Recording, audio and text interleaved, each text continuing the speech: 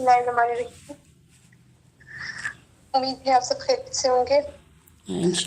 तो आज मैं लेक्चर स्टार्ट करती हूँ। बिस्मिल्लाहिर्रहमानिर्रहीम। रब्बी इश्रह ली सदरी वयस्सिर ली अमरी वहलुल उक़दतम मिन लिसानी यफ़क़हू क़ौली वजअल ली वज़ीरम मिन अहली। अच्छा, मेरे आज के लेक्चर का टॉपिक है कि इस्लाम में औरतों के हुकूक, या किस तरह से how Islam is a feminist religion.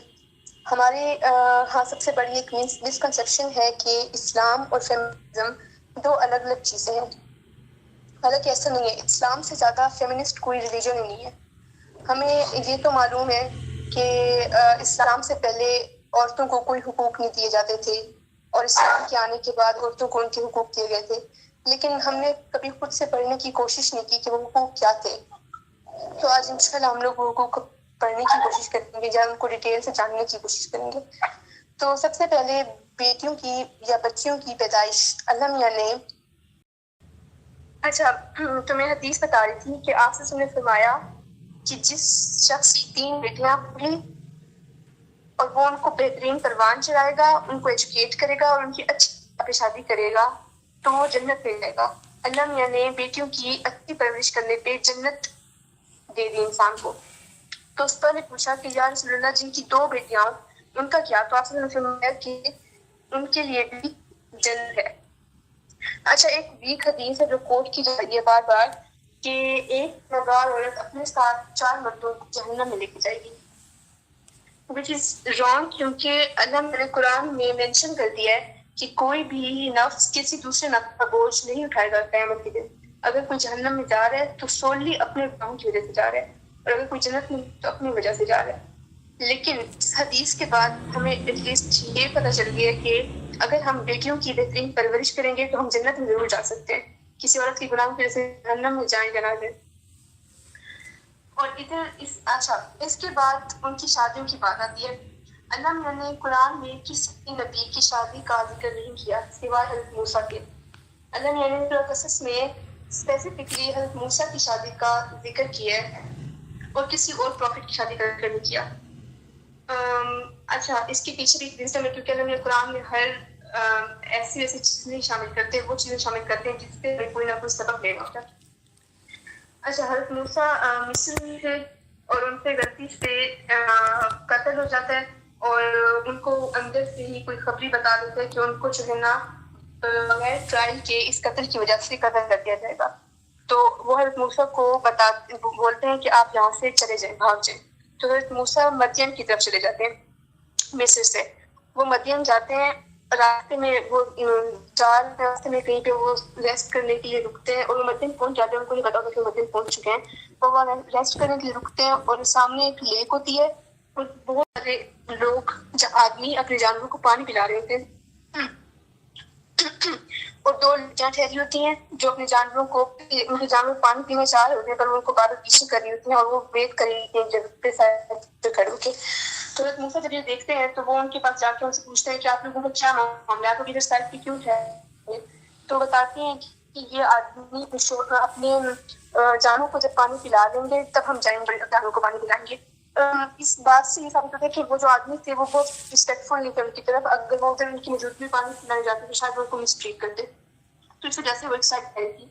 तो हज़रत मूसा ने उनकी हेल्प की, उनसे जानवर लिए और उनको जाके पानी पिलाया, और वापस उनको उनके जानवर दिए और जाके तरफ बैठे। अब वो लड़कियां हर टाइम बारी में करती थी, और उनको पता था कि जानवर किस तरह के हैं, मर्द किस तरह के हैं, और वो जो है ना बिना किसी वजह की हेल्प नहीं करते। और जब उन्होंने देखा कि मूसा ने उनकी हेल्प की है बगैर किसी एहसान के, तो बहुत इम्प्रेस हुए। वो अपने वालिद के पास घर वापस गई, उन्होंने उनको बताया अपने वालिद को कि ऐसे ही एक आदमी था जिसने हमारी हेल्प की है। और जिस तरीके से वो बता रही थी तो उनके वालिद को समझ आ गया कि वो अच्छा आदमी है। और वो 10 साल तक उधर काम करते रहे, घर जमाई बन के रहे, जो कि हमारे वहाँ बहुत बड़ा, बहुत सारे मर्दों की गैरत को ये बात गवारा ना करे। हालांकि अल्लाह के नबी से ज्यादा गैरतमंद कोई नहीं हो सकता। और दूसरी बात क्या इधर मेंशन करती है, क्योंकि उनके ससुर को ये बात मालूम थी कि हज़रत मूसा के पास घर नहीं है, जॉब नहीं है, लेकिन उनका कैरेक्टर अच्छा है और उनको शायद ऐसा आदमी दोबारा ना मिले। उन्होंने उस अपॉर्चुनिटी को फौरन से अवेल किया। उन्होंने अपनी बेटी की उससे शादी की है, लेकिन अपनी बेटी को शादी के बाद ये नहीं बोला कि अब तुम्हारी लाश ही वापस आएगी, या अब अगर आप लोग फाइनेंशियली स्ट्रगल कर रहे हैं तो رہے, ہم لوگ آپ کی ہیلپ نہیں کریں گے. انہوں نے حضرت موسیٰ کو جاب دی, اپنے پاس اپنے گھر میں پناہ دی. ظاہر سی بات ہے اس شرط پہ حضرت موسیٰ کا زیادہ فائدہ تھا نا, وہ وہاں پہ ان کو جاب بھی مل گئی, گھر بھی مل گیا, فیملی بھی مل گئی, اور وہاں سے ان کے والد کو بھی اپنا ایک آدمی مل گیا جو گھر میں ہیلپ کرے گا ان کی.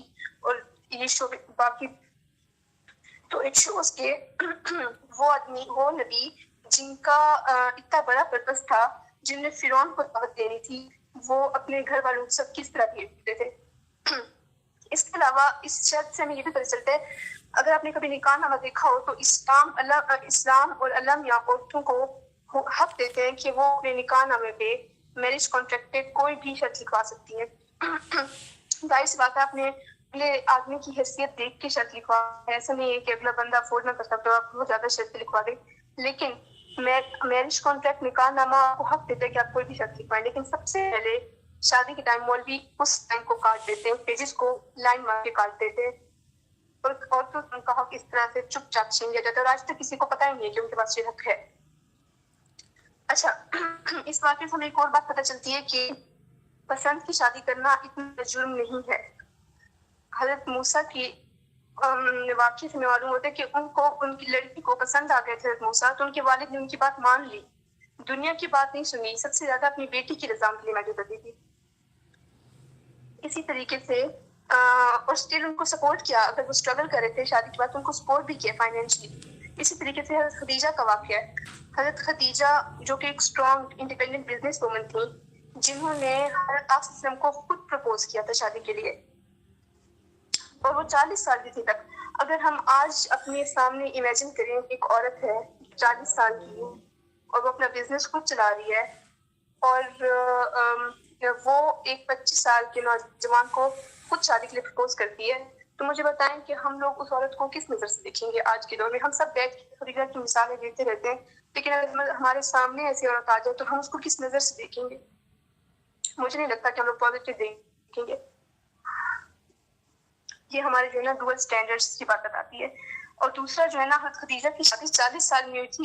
اس بات سے بھی ہمیں یہ سمجھ آتا ہے کہ بیٹیوں کی شادی کرنے کے لیے جلدی کی کوئی ضرورت نہیں ہے. there is no need to rush.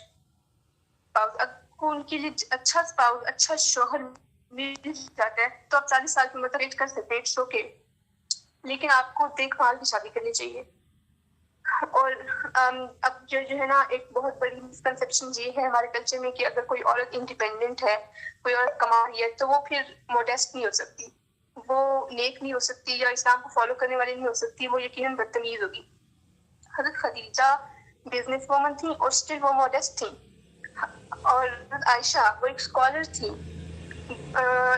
بہت ساری صحابہ جو عورتوں کو ٹرین کرتی تھی جنگوں میں میڈیکل ہیلپ کے لیے, جو کوئی زخمی ہو جائے اس کو میڈیکل ہیلپ کرنے ٹرین کرتی تھی, اور آپ ان کی تعریف کرتے تھے, ان کو اپریشیٹ کرتے تھے.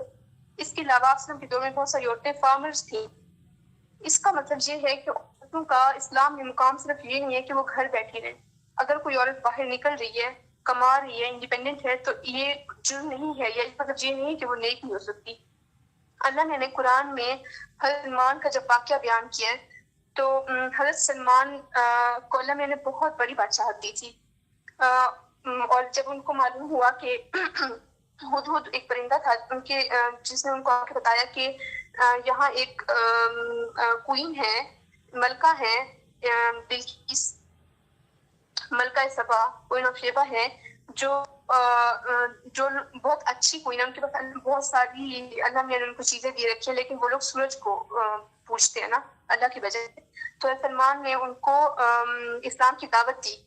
ان کو اسلام کی دعوت دی تو ان کے جو آس پاس کے مرد جنرل تھے نا, وہ لوگ جنگ کرنا چاہتے تھے سلمان سے, لیکن انہوں نے وزڈم دکھائی ملکہ سبا نے, اور انہوں نے ان کو روکا اور حضرت سلمان کو کسی گفٹ بھیجے, کیونکہ وہ جو ہے نا اس بات کو پیار سے ختم کرنا چاہتے ہیں. لیکن حضرت سلمان نے ان کی گفٹ ریجیکٹ کر دی. انہوں نے بولا کہ مجھے گفٹ کی ضرورت نہیں ہے, میں آپ کو اسلام کی دعوت دے رہا ہوں. اور پھر انہوں نے ان کو انوائٹ کیا اپنے کنگڈم میں, اور جب وہ حضرت سلمان کی کنگڈم میں گئی اور انہوں نے وہ کنگڈم دیکھا تو بہت امپریس ہو گئی کہ ان کے اللہ نے ان کو اتنی چیزیں دے رکھی ہیں, اتنی اچھی بادشاہ دے رکھی ہے, اور انہوں نے واپس اسلام قبول کر لیا. اور اللہ میاں نے ملکہ سبا کو وہاں پہ پریز کیا, ان کی تعریف کی ہے. جس طریقے سے اللہ میاں نے ان کی کنگڈم کا ذکر کیا قرآن میں, ان کی وزڈم کو وہاں پہ اللہ میاں تعریف کریں, ان کی اپریشیٹ کریں. اور جب انہوں نے اسلام قبول کیا تو ان کی بستی نے، پورے کنگڈم نے اسلام قبول کر لیا تھا.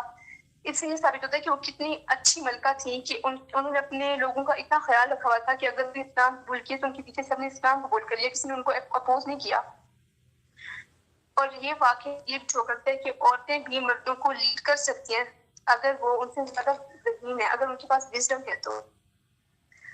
اور عورتیں کام کر سکتی، ہاں، ان کو بہت اچھے سے رخصت کرے سے، اور ان کو کوئی نہ کوئی گفٹ دے کر بھیجے. جتنی شوہر کی حیثیت ہو وہ اپنی بیوی کو گفٹ دے کر بھیجے، کیونکہ اگر وہ شادی میں آپ پر ڈیپینڈنٹ تھی تو آپ اگر باہر جائے گی تو کس طریقے سے سروائیو کرے گی، تو آپ نے اس کو کوئی نہ کوئی گفٹ دے کر بھیجنا ہے. ایسے نہیں بھیجنا، جتنی آپ کی حیثیت ہے اس کو پیسے دیں، کچھ دے کر بھیجیں. اور عدت جو ہے نا، بیوی کو اپنے شوہر کے گھر میں گزارنے کا حق ہے. اللہ میں نے بولا کہ آپ عدت کے ٹائم پہ اس کو نہیں نکال سکتے اگر وہ نہ جانا چاہیے، اس کے پاس کوئی جگہ نہ ہو جانے کے لیے تو عدت اپنے شوہر کے گھر میں گزار سکتی ہے. اور دوسرا، اس عدت کے ٹائم اس کا خرچ اس کا شوہر ہی اٹھائے گا. یہ کتنا آپ کو یہ پڑھ کے اللہ میں پیار آئے گا کہ اللہ میاں نے عورت کا طلاق کے بعد بھی شوہر پہ اتنا حق رکھا ہے اور اس کا اتنا خیال کیا ہے. اچھا، اب ہمارے کلچر میں جو عورت نے اب کی آواز اٹھائے اس کو بہت ہی تمیز سمجھے جاتے ہیں، حالانکہ اسلام عورت کو اپنے رائٹس کے لیے بولنے کا بولتے ہیں. اللہ میاں نے بولا کہ جو انسان ناانصاف، اگر ایک بندہ آپ کے ساتھ آپ پر ظلم کر رہا ہے اور آپ مظلوم بن کے بیٹھے ہوئے ہیں، آپ ناانصافی برداشت کریں تو آپ اس ظالم کے جتنا گنہگار ہیں. زہار ہوتا تھا میں زہار یہ تھا کہ شوہر جو ہے نا غصے میں آ کے اپنی بیویوں کو کہہ دیتے تھے کہ تم میرے لیے میری ماں کی جیسی ہو، اور اس کے بعد وہ بیوی اپنے شوہر پہ حرام ہو جاتی تھی، اور اس کے بعد وہ نہ ہی دوسری شادی کر سکتی تھی، نہ اس کو چھوڑ کے جا سکتی تھی، وہ اس کے گھر میں قیدی بن کے رہتی تھی. اور یہ وہ کامن پریکٹس تھی عرب میں نا، یہ ہر دوسرا بندہ کر رہا ہوتا تھا. تو ایک صحابیہ تھیں حضرت خولہ بن طلابہ، جن کی شادی اوس ابن سمت سے ہوئی تھی، جو کہ بہت بڑے عمر کے تھے اور بہت غصے والے تھے، اور وہ ہر روز ان کو وربلی ابیوز کرتے تھے، ان کو گالی گلوچ، ڈانٹنا، بدتمیزی کرنا، انسلٹ کرنا، یہ سب کرتے تھے. اور ایک دن انہوں نے ان پر دہار کر دیا کہ آپ میرے لیے میری ماں کی جیسی. اور یہ ایسی ڈیورس تھی جس کے بعد عورت کو کوئی حق نہیں رہتا تھا. اچھا، نیکسٹ ڈے اور ان کے پاس آئے، ان کے جیسے کچھ ہوا ہے، انٹیمیٹ ہونے کی کوشش کی، تو اللہ نے ان کو اپنے آپ سے دور کیا اور وہ آپ سے کے پاس گئی، اور آپ ان کے پاس جا کے انہیں شکایت کی کہ آپ وسلم یہ عورتوں کے ساتھ ناانصافی ہے، آپ جو ہے اس کے بارے میں مجھے کچھ حکم دیں.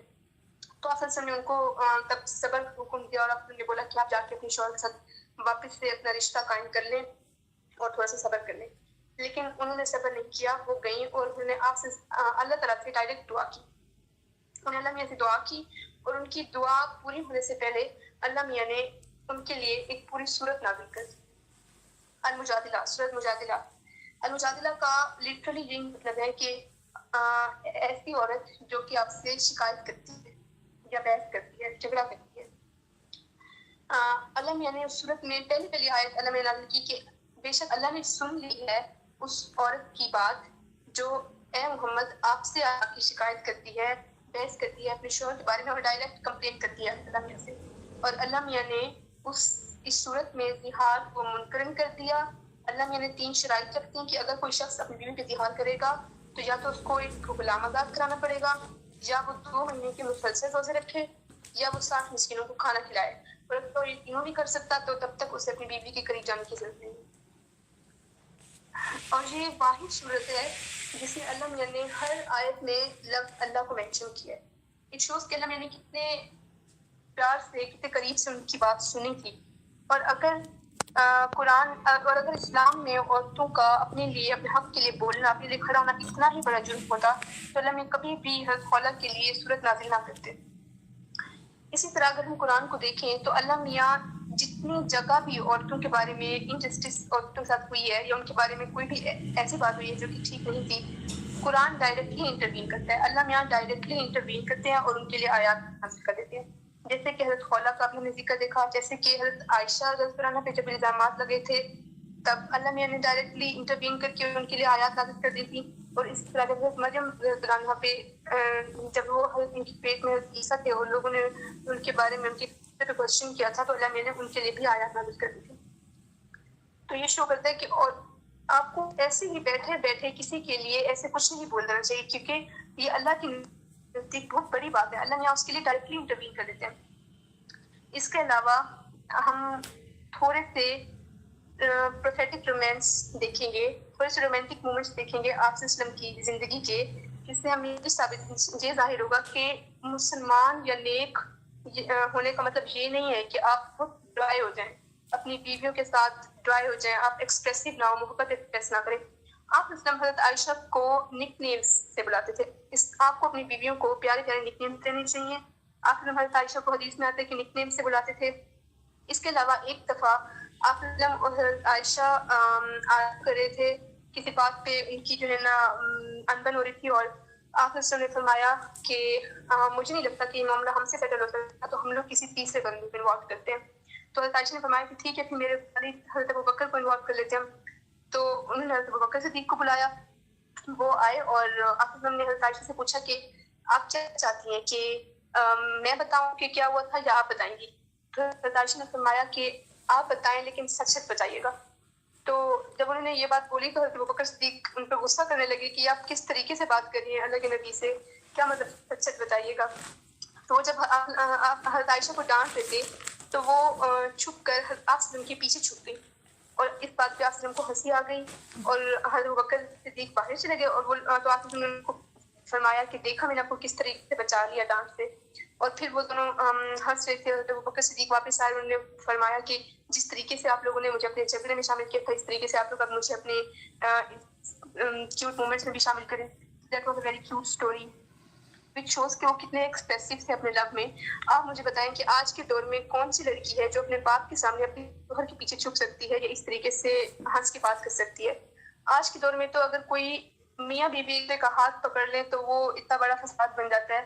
ہاں، اسی وجہ سے حرام آسان اور حلال مشکل ہوتا جا رہا ہے۔ اس کے علاوہ آپ وسلم ایک دفعہ حضرت عائشہ کا نیکلس جو کہ آپ نے ان کو گفٹ کیا تھا وہ گم ہو گیا تھا، اور تب آرمی پوری آ رہی تھی بیٹل فیلڈ سے، جنگ سے، اور آپ وسلم کو جب پتا حضرت عائشہ نے جب بولا کہ ان کا نیکلس گم ہو گیا تو آپ نے ان کو ڈانٹا نہیں، ان کے لیے پوری آرمی رکوائی اور ان کا نیکلس ڈھونڈا۔ آج کا کوئی مرد ہوتا بیوی سے ایسی کوئی چیز گم ہو جاتی، کوئی قیمتی چیز، وہ تب اتنی قیمتی بھی نہیں تھی، وہ آپ نے ان کو گفٹ کی تھی تب اس لیے ان کے لیے قیمتی تھی۔ تو مجھے بتائیں وہ اس کے ساتھ کیسا سلوک کرتا اگر بیوی سے کوئی چیز گم ہو جاتی؟ تو آپ نے ان کے لیے ہمارے لیے آپ رول ماڈل اسی لیے ہے تاکہ ہم ان سے یہ چیز دیکھیں، ان سے سیکھیں، زندگی گزارنے کا طریقہ سیکھیں۔ آپ اتنے کام تھے، اتنے پیشنٹ تھے کہ وہ گرجز نہیں رکھتے تھے اپنی بیویوں کے لیے۔ اگر ان کو حضرت عائشہ پہ غصہ تھا اور حضرت ابوبکر صدیق انہوں نے بلایا تھا تو ان کی چھوٹی سی کیوٹ سی حرکت پہ ان کو ہنسی آ گئی اور انہوں نے وہ گرج نہیں رکھا، اس معاملے کو رفع دفع کر دیا۔ اس کے علاوہ آپ سے ایک دفعہ صحابہ نے پوچھا کہ یا رسول اللہ آپ کو اس دنیا میں سب سے زیادہ کس سے محبت ہے؟ تو آپ نے فرمایا عائشہ سے۔ اب مجھے بتائیں آپ سے زیادہ غیرت مند کون ہوگا؟ دل وہ مردوں میں کے بیچ میں بیٹھے ہوئے ہیں، صحابہ کے بیچ میں بیٹھے ہوئے ہیں، ان سے انہوں نے پوچھا کہ آپ سے زیادہ غیرت مند کہ آپ کو سب سے زیادہ دنیا میں کس سے محبت ہے؟ تو انہوں نے بولا عائشہ سے۔ آج کے دور میں کتنے مرد ہیں جو کسی دوسرے کے سامنے اپنی بیوی کا ذکر بھی برداشت کریں، تعریف کرنا تو دور کی بات ہے۔ پھر صحابہ نے بولا کہ نہیں رسول اللہ، میرا مطلب تھا کہ آپ کو مردوں میں سب سے زیادہ کون پسند ہے؟ تو آپ نے فرمایا ابوہا، عائشہ کا باپ۔ وہ کہہ سکتے تھے کہ مجھے ابو بکر صدیق پسند ہے، میرے دوست ابو بکر صدیق پسند ہے، لیکن انہوں نے حضرت عائشہ کے ریفرنس سے ان کا ذکر کیا، جو کہ یہ ثابت کرتا ہے کہ ان کو اپنی بیوی سے کتنی محبت تھی اور ان کی کتنی رسپیکٹ کرتے تھے۔ اچھا، اس کے علاوہ ایک آیت ہے مارنے کے بارے میں جس کو بہت زیادہ یوز کرتے ہیں لوگ اپنے فائدے کے لیے، کہ اللہ میاں نے ان کو مارنے کا حق دیا مرد کو۔ اللہ میاں نے قرآن میں فرمایا مارنے کی جو آیت ہے وہ یہ ہے کہ اگر آپ اپنی بیوی کو کھلم کھلا اپنی آنکھوں سے اڈلٹری کرتے ہوئے دیکھیں، برائی کرتے ہوئے دیکھیں، اس کے بعد سب سے پہلے آپ نے کیا کرنا ہے؟ اس کو سمجھانا ہے اپنی بیوی کو۔ پہلی شرط کیا ہے؟ سمجھانا ہے اتنے بڑے گناہ کے بعد۔ اور اگر آپ نہ سمجھے تو دوسرے نمبر پہ آپ نے اس سے بستر لگ کر دینا ہے، اور تیسرے نمبر پہ آپ نے اس کو اسٹرائک کرنا ہے، ہلکا سا مارنا ہے جس سے اس کو درد نہ ہو، نہ اس کے چہرے پہ نہیں مارنا، نہ ہی اس کو نشانات بنے، نہ ہی اس کو درد ہو۔ اچھا، ایک تو اللہ میاں نے یہ بتا کے بندے کو بہت زیادہ ریسٹرکٹ کر دیا کہ آپ نے مارنا ہے تو اتنے بڑی بات کے بعد مارنا ہے، اس سے پہلے کوئی بھی بات ہو جائے تو آپ کو مارنے کا حق نہیں ہے. اور مارنے کا جب اللہ نے بتایا تو وہ بھی کس طرح مارنا ہے. ایسا مارنا ہے کہ نہ آپ چہرے پر ماریں، نہ ہی کوئی نشانات بنے، نہ ہی اس کو کوئی درد ہو. اگر ہم یہ شرائط دیکھیں تو مارنا بالکل کینسل ہو جاتا ہے نا. ایسا مارنا پھر کیا مارنا ہوا جس سے نہ اگلے کو درد ہو رہا ہے، نہ اس کو نشان بن رہے ہیں، نہ آپ اس کو چہرے پہ مار سکتے ہیں. اللہ نے یہ بیان کر کے ایک طرف سے انسان کو اتنا ریسٹرکٹ کر دیا، اتنا لمیٹڈ کر دیا ہے کہ وہ مار ہی نہیں سکتا. اٹ ایکچولی شوز کہ آپ کو مارنا نہیں ہے. اور آپ وسلم کی اگر ہم زندگی دیکھیں تو وہ اتنے لونگ تھے اپنی بیویوں کے ساتھ. انہوں نے کبھی اپنی بیویوں سے غصے میں بات بھی نہیں کی تھی، اونچی آواز میں بات نہیں کی تھی. اس کے علاوہ ایک اور میٹر ہے جو بہت زیادہ اٹھتا ہے کہ عورت کی گواہی مرد سے آدھی ہے. اب اللہ نے ایک اسپیسیفک میٹر قرآن میں ڈسکس کیا جس میں فائنینس کی بات ہے، جو اور اللہ نے بولا کہ اگر آپ کو اس معاملے میں گواہی چاہیے ہو تو آپ ایک مرد اور 2 عورتوں کو بلا لیں گواہی کے لیے، ایک مرد یا 2 عورتوں کو. تو اس سے یہ بولا جاتا ہے کہ عورت کی گواہی آدھی ہے، 2 عورتوں کی گواہی ایک مرد کے برابر ہے.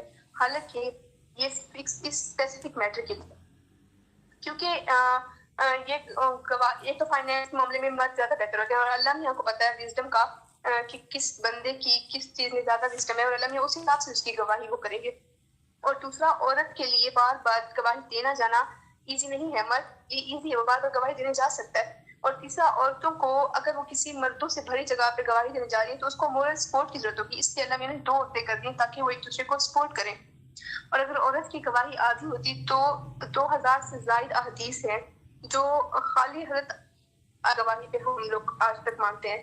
اور اگر عورت کی آدھی ہوتی تو شاید ہم وہ احادیث کبھی مانتے نہ، کیونکہ وہ حضرت عائشہ نے بتائی اور وہ آدھی گواہی ہوگی. آدھی گواہی والی احادیث شاید کنسیڈر ہی نہ ہوتی کبھی.